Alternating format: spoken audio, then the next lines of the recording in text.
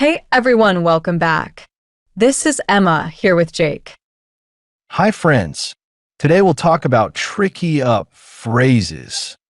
These aren't simple ones like stand up, but phrases with multiple or abstract meanings. Yes, sometimes I hear them in movies and get confused. For example, they made up. I thought it meant makeup. That's a classic mistake. Makeup has several meanings. First, it can mean put on makeup, like your example. Easy enough. What else? It can also mean invent a story or excuse. For instance, he made up an excuse for being late, similar to invented an excuse. So it's like lying, but softer than just saying lie? Exactly. And another meaning is repair a relationship. They argued yesterday, but made up today, similar to reconciled. So context decides the meaning. Yes, and make up for means compensate. I'll make up for being late by taking you to lunch. That makes sense. For meanings, all under one phrase. Yep, cosmetics, stories, relationships, compensation all depend on context.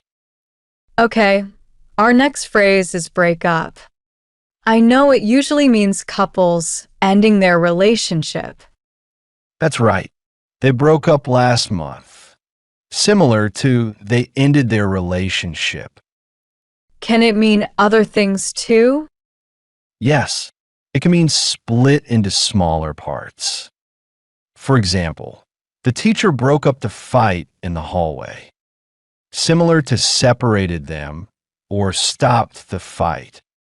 So it's not just about love. You can break up a fight or a group. Exactly. And in phone calls, you're breaking up. Means the signal is bad. Similar to the line is bad or the call is cutting out. I once thought it meant the person was emotionally falling apart on the call. Could be interpreted that way too. English loves double meanings. So context is key again. Exactly. Break up can be about love, fights, groups, or even phone signals. All right, the next phrase is bring up. I've heard it in sentences like, he brought up politics at dinner. What exactly does it mean? Bring up here means mention a topic or raise a subject. Similar to raise or introduce. So it's not about physically bringing something somewhere? Right? But bring up can also mean raise a child. For example, she was brought up in London. Similar to she was raised in London. Wait, so the same phrase can mean talking about a topic and raising a child? That's confusing. Yes, and there's even a third informal meaning. Vomit. The baby brought up some milk. Wow, three very different meanings. Exactly. That's why context is everything. Non-native speakers often make mistakes if they ignore it. I'll definitely pay attention next time I hear this phrase. Good plan. And sometimes you can even make a joke combining meanings. He brought up his son and politics at the same dinner. Wait, let me see. He brought up his son and politics at the same dinner. Oh, I get it now. He's joking about mentioning both at once. Exactly. You got it.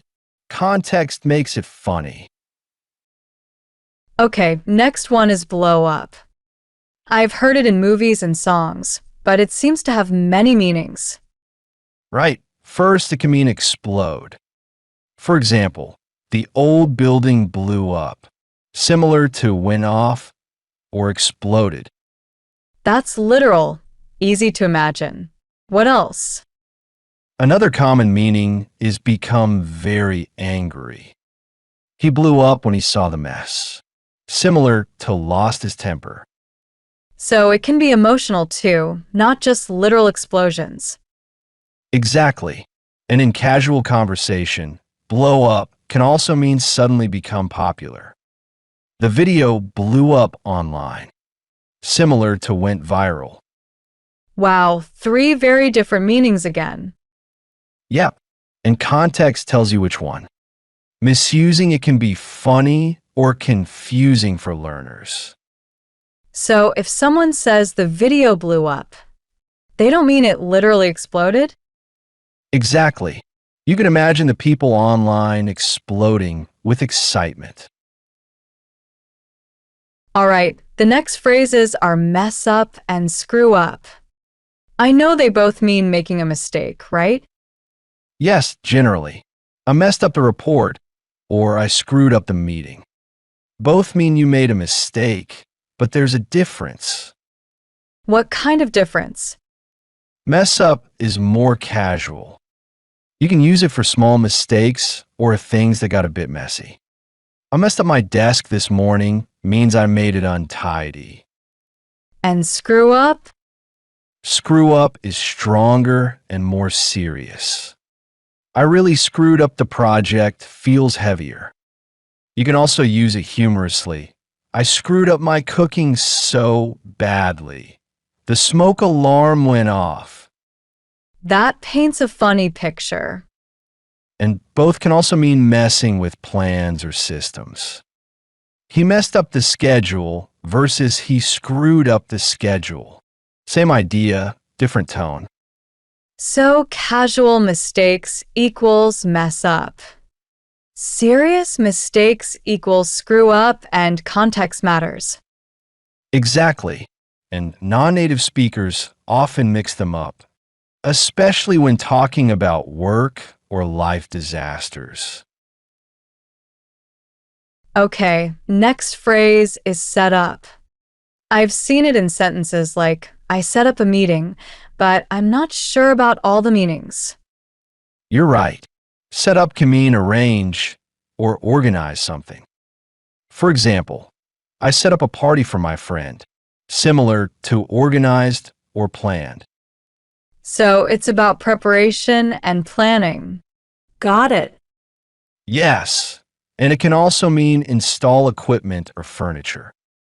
He set up the new TV in the living room, similar to installed or assembled. So arranging a party and installing a TV both you set up. That's interesting. Exactly. And in informal English, it can also mean trick or trap someone. They set me up with a surprise quiz, similar to pranked or tricked. That's sneaky. I like that one. And remember, context always tells you which meaning is right. Planning, installing, or tricking, setup does it all. Got it. I'll pay attention next time I hear it. Next, let's talk about look up. I always thought it just meant looking at something above me. That's the literal meaning, yes, but it also has other uses. First, it can mean search for information. I looked up the word in the dictionary, similar to checked or searched for. So it's like Googling something? Exactly, and it can also mean improve or get better. Things are looking up, similar to improving or getting better. That's nice. Positive meaning. But how do I know which one it is? Context again. Look up the info is about searching. Things are looking up is about improvement. Can it be used in a sentence about people? Sure, he looked up to his teacher means he respects or admires them, similar to admired or respected. Ah, that's different again. I need to remember context. Yeah, searching, improving, or admiring, look up has it all. Got it. I'll pay attention next time I see it in movies or books. Next phrase is wind up. I've seen it in he wound up in trouble, but I'm not sure what it really means. Good example. Wind up often means end up or find yourself in a situation, usually unexpectedly. He wound up in trouble equals he ended up in trouble. Oh, so it's about the result of actions? Exactly. And it can also mean finish or conclude something. Let's wind up the meeting, similar to finish or wrap up. So one phrase, two quite different meanings. Yes, and non-native speakers often confuse it with wind down, which means relax or reduce activity. I see. So don't tell someone to wind up if you mean relax. Exactly. And it can also mean cause someone to be annoyed or excited. Stop winding me up, similar to teasing or provoking. Oh, that's fun. It's like winding a toy, getting it ready to move. Yep. Context is everything. End up, finish, or annoy. Wind up does it all. All right, our last phrase for today is hold up. I've heard it in hold up, wait a minute, but I'm sure it has other meanings too. Yes, it has several. First, hold up can mean delay or make something late. The traffic held me up, similar to stopped or delayed. That's easy. What else? It can also mean rob or mug someone, usually with a weapon. The bank was held up yesterday, similar to robbed. Wow, that's serious. In an informal conversation, it's used like wait a moment. Hold up, I need to tie my shoe, similar to wait or stop for a moment. So it can delay traffic, describe a crime, or just mean wait a second? Exactly. And non-native speakers often get confused because context is very different. I'll definitely remember the traffic, crime, and casual wait meanings now. Good. That wraps up all the tricky up phrases we prepared today. Thanks for explaining all the confusing parts, Jake. My pleasure. And to everyone listening, keep practicing these phrases in your own conversations. That's it for today. Hope you had fun and learned something new. See you next time. Bye, everyone. Keep those up phrases in your mind.